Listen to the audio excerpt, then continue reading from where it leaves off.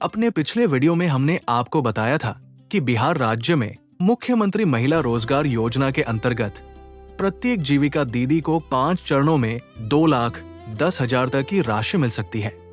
इससे पहले कि मैं इस योजना की अगली किश्त को प्राप्त करने के लिए सरकार द्वारा निर्धारित पात्रता के बारे में बताऊं, सबसे पहले इस योजना के संबंध में एक बहुत जरूरी और धमाकेदार अपडेट के बारे में जान लेते हैं, जिसकी जानकारी जीविका परियोजना के मुख्य कार्यपालक पदाधिकारी श्री हिमांशु शर्मा सर के द्वारा फेसबुक पोस्ट पर दी गई है।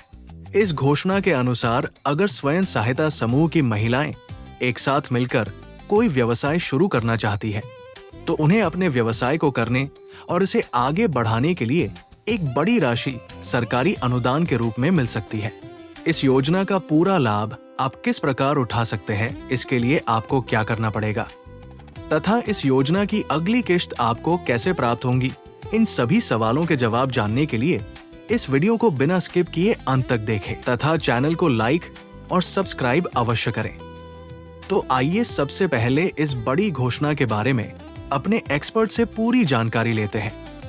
मुख्यमंत्री महिला रोजगार योजना का जो कैबिनेट से स्वीकृति मिली है, पहला किस्त जो है सभी दीदियों को उनके खाते पर 10,000 रुपए डीबीटी के माध्यम से दिया जा चुका है और अब द्वितीय किस्त की तैयारी भी की जा रही है, जिसमें कि सभी दीदियों को अपनी मनपसंद का रोजगार शुरू करने के लिए 20,000 रुपए दिए जाना है। समूह स्तर पर अगर 10 दीदियां मिलकर कोई एक रोजगार शुरू करना चाहती हैं तो 10 दीदी गुने 20,000 तो 2 लाख रुपए मुख्यमंत्री महिला रोजगार योजना के अंतर्गत दी जाएगी और उसमें दीदी का अंशदान, एक दीदी का अंशदान 5,000 रुपया होगा। तो 10 दीदी का अंशदान 5,000 गुने 10 50,000 रुपए, तो टोटल मिलाकर के जो है समूह के पास 2,50,000 रुपए की एक पूंजी होगी, जिससे दीदियां जो है रोजगार को कर सके। इस प्रकार कुल मिलाकर 21 लाख रुपए की राशि जो है समूह स्तर पर व्यवसाय करने के लिए मिल सकेगी, जिसमें कि दीदियों का जो अपना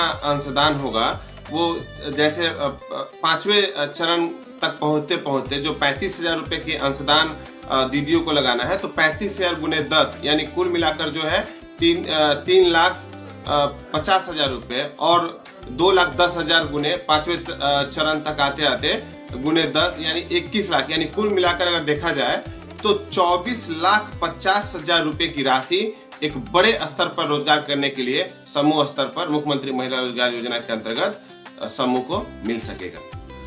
इस घोषणा के अनुसार दीदियों के एक समूह को द्वितीय किश्त के रूप में 2 लाख रुपए प्राप्त होंगे, जिसमें दीदियों को 50,000 रुपए का सामूहिक अंशदान करना पड़ेगा।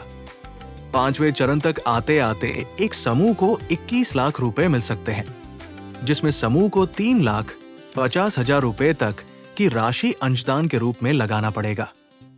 अब आइए आपको बताते हैं कि इस योजना के अंतर्गत द्वितीय किश्त को प्राप्त करने के लिए क्या पात्रता निर्धारित की गई है।